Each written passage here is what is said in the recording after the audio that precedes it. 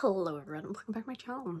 Videos have not been videoing in May because reading has not been done at all. I think I read 2 books. I'm forcing myself to read. So I'm going to be doing, I was going to say a 24-hour readathon, a 26-hour readathon, and I'm going to just read some small books, see if that gets me going. I know for a fact I'm going to read, is it 9 Goblins by T. Kingfisher, because that is, I had 3 books on my TBR this month. I have read 1 of them. So 9 Goblins will fulfill another one, so that would be good. And then I'm not really 100% sure what else we're kind of just gonna be doing. We're gonna go on SCRIBD, we'll see. I might read try a comic or a manga or something like that, because I keep trying. I'm not sure it is the medium for me, because I'm just not the most visual person, but I keep trying because I seem to be of the belief that in every single genre or format there is something that will work for me. So we might try something, we'll see. I'll try and get at least 1 full-length novel done. I'm kind of leaning towards an audiobook. I'm not actually setting any concrete plans. There's no prompts or anything like that. We're just gonna try and motivate myself to read. So yeah, but it is 8 o'clock, so I'm gonna just sit down and I'm gonna try and read the novella first, just to get me started. So let's see if I can break this slump, guys. Hello. So this we're not doing good, guys. It is 3 o'clock the next day and I have read 160 pages. Embarrassing, honestly. I should be ashamed. But hey, we'll take it. We have finished a novella. We're gonna take that as a win, because we read basically nothing all month, so we shall take the wins where we can. Well, I finished 9 Goblins by T. Kingfisher and I'm giving it a 3-star. I would say, obviously, I'm now slowly making my way through T. Kingfisher's backlist, which is huge. It's so many books. And I would say right now this is sitting fairly in the middle. I seem to enjoy her fantasy romance ones the most. This is probably one of my favorite of the shorter ones that I've read, because I read Thornhedge. I also gave that a 3-star, but I think this was a stronger 3-star. There is definitely just so basically this follows some goblins and there's a war. Basically set off to charge into this battle, and there is a wizard there, which wizards are only trouble, and they kind of get teleported away. But it's kind of just a story about friendship, and a lot of it I would say is it's not really a character or plot based story. A lot of it is I feel writing based. It's a writing based story, and I did enjoy the writing in here. I find that the humor in her fantasy romance books really works for me, but I haven't really found that in some of the ones that she just markets as fantasy. But I did see it in this one. There was just a lot of kind of little remarks about how cowardly these goblins are, and just brutally honest about themselves, and I really enjoyed that. So I think if the writing style works for you in this, you're gonna get some bit of enjoyment. I really enjoyed their descriptions. I loved the tongue-in-cheek kind of nature of it. The characters, they were fine. The plot, it was fine. It was all fine, but I think the writing is definitely what I enjoyed most, and I did actually get a couple of chuckles from me. So we shall take that as a win. Hopefully we'll actually start reading a bit more before the end of the day. So let's see. Okay, so I read Low Volume 1 and I did not like this. I'm giving it a 2-star. So I said that I might read a comic. I just went on SCRIBD. I saw this one. I've definitely seen people that I follow read it before. I'm not sure how they felt about it, so that was probably silly of me if we're being honest, but this just did not work for me at all. Multiple reasons. Basically, I didn't like anything about it, really. I liked the cover of it, the art on that, but inside I didn't really like it, and I also didn't like the font. Wasn't pleasing to the eye for something so short. It was very repetitive. The same scenes basically kept happening again and again. There was no development of the actual world. We just know that some sort of catastrophic event has happened on Earth, but there's no development of it, which you don't necessarily need it, but I think you need a little more context, because like you're not even actually really told that, which is weird. It just jumped around a lot. Like we would be in the story, then we jumped forward 10 years, and then we would just like for our page jump back. The characters changed personality depending on the scene and what they needed to be in that moment. I think there wasn't really much plot apart from shock value. Like that was it. There was no development of the relationships. Like I think it's supposed to be a family. It's supposed to be a story based on like hope and family and all of that, and you just didn't get any development of that stuff, and so you didn't really care. And then on top of that, as I said, like so much of it revolved around like plot twist, shock. You didn't think this would happen. Like that's not how I like my stories to go. And then the other big thing is not a single woman fully clothed in this. Like I'm sorry, no. If every single man is fully clothed and yet all your women are basically wearing bikinis, I don't care if you're trying to create a dystopian world. You can do that without doing that. Like, so yeah, so now it is 4:45. So it took me way longer than I should have to read that. Hello, so I've picked up my next book, which so I this one was just because it's a short audiobook. I have a couple of like little annoying jobs that I need to do, so you know, updating my bullet journal and just spreadsheets, and also like getting ready for work tomorrow, written stuff out, all that kind of stuff, doing a bit of a tidy, and I'm just like put on an audiobook, get some stuff done. So I'm reading, I can never remember, it's by T. Kingsley, A Quiet Life in the Country or something. The first one. It's a Lady Hardcastle mystery series. I have heard this with books constantly, and I think a good thing to do sometimes when you are in a bit of a slump is try something different. So obviously I'm a fantasy girly at heart, and obviously I have read a little bit of fantasy in this. I think Glow might kind of be more sci-fi dystopian, but Nine Goblins is fantasy. Sometimes it's good to like break out of your comfort zone, and I think I kind of just wanted something a little lighter. Like the last book that I read, not before this vlog, was Happy Place by Emily Henry, which guys, I give that 5 stars. I gave that 5 stars. I loved it. I loved it. Like I was in public, guys. I was trying not to cry. I was trying not to laugh out loud. I was trying to keep this under control. It was so hard. But anyway, my point is, romance is also not really my genre, and so like that was out of my comfort zone, and I ended up just like really liking it. And yeah, I do think some of it was right place, right time, but like also it was just like very much, I just had such a good time with it. And so I think kind of trying something like this is a good idea sometimes when you're out of it. And as I said, kind of like the cozy, lighter vibes is kind of what I'm after, since I was reading a romance, and that seemed to kind of like make me happy and want to read again. So I said I'd try this, and I'm really liking it so far. I am. Like, I don't think it's gonna be a 5-star, but like I think it's probably gonna be a 4. Like I can definitely see these being like books like when I'm just like a little burnt out, just need something quick to get through, to like rejuvenate, to like, you know, get me back into that reading mood, to like break up maybe some big or fantasies. I can definitely see this being a good series for that.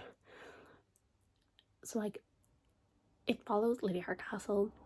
She's moved to the countryside with her maid Flo, and there is like something, they've been doing stuff in their past. We're not really told at this point what exactly they've been up to. I'm sure all that stuff is probably going to be like slowly revealed throughout the series. But they move into the small town, and the next day they're out for a walk in the woods and they discover a body. And then the police arrest someone and they think they have the wrong man. And so the two of them decide to take matters into their own hands, and they're investigating it. And it's such a good time. Like, is it particularly historically accurate? Probably not, but I'm having such a good time. And some of the details are like some of the like historical details about like buildings and stuff like that, and like how like specific things would be laid out, and how like phone lines would have existed in these areas but not in these areas. Some of that, like, you can really tell a lot of research has gone into that stuff, which is very impressive and a lot of fun. But then obviously like the way that like Slow and Lady Haircastle like interact and like some of that stuff is like but I think it's just a lot of fun. Like it's definitely not something like to go into very seriously. Like I don't actually know who's done it yet, so that's exciting. I hope it's kind of not like just gonna be like a big reveal that doesn't make sense. I hope that it will make sense. But at the end of the day, this is like it's not really like, yes, obviously it is a mystery. There is a mystery plot line. There is this murder to solve, but it is, I would say, a character-driven story more than a like plot mystery-driven. So like obviously like yes, they are trying to figure that out, but like really like it's their interaction that make the book. Like the writing, I love it. It's so tongue-in-cheek. It's a lot of fun. It's very much kind of mocking some of like, you know, the ideals of that time and the way servants were treated and all of this, and just like, but like the two of their interactions, like they just have like some really fun banter with each other. Yeah, I'm having a good time. I'm gonna go and finish it. I have like an hour and 20 minutes I think left, so let's do that. I'm 13% into Murder at Spindle Manor and I already have a guess about what happened, but I'm hoping it's not that because that would be way too obvious, so we'll see. So I'm now, I think is it 54 or 58? I literally only just checked. Of the way into Murder at Spindle Manor, and I'm going to be putting it down for the night. So I was going to say I failed it, but no, I didn't. Wasn't technically a goal to finish this by the end of it. But obviously I would have liked to have finished all the books. But the time that I gave myself for this 26-hour readathon is officially over. And it's a short enough book, so I'll probably finish it tomorrow, and I'll probably include my final thoughts just to not leave you on a cliffhanger. In fairness, the whole goal of this, it wasn't necessarily to read a huge amount, because like this definitely isn't my most impressive 24-hour readathon. Not even close. Like I've done ones where I've read like full-length novels, like multiple of them, like thousands of pages. This is obviously not that, but like that wasn't really the goal. The goal was just to kind of read. That was it. Just read something. And I've done that, and I've had some mixed results, but overall I think I've had a good time, and I'm definitely, I think, a little more rejuvenated for reading, and so I'm excited to get back into some stuff. I am liking this. I haven't really spoken much about it. Obviously I've put in a couple of clips, I think.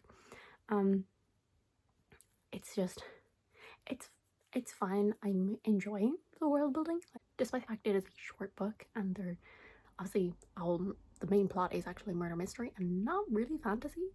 Like I think the way that the fantasy elements are woven into it, like you can't say that it's not a fantasy novel. You can't say, oh, it's mystery first, fantasy second, because like they are very much intertwined.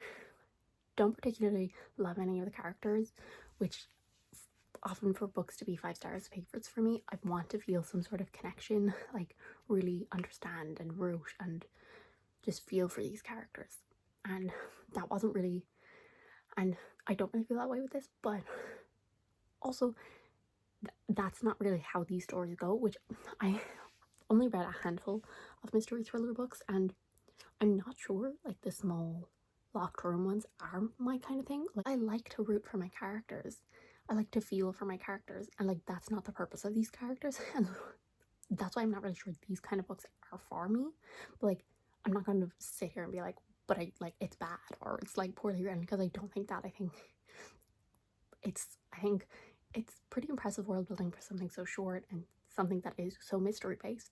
So I'm gonna go to bed. Bye.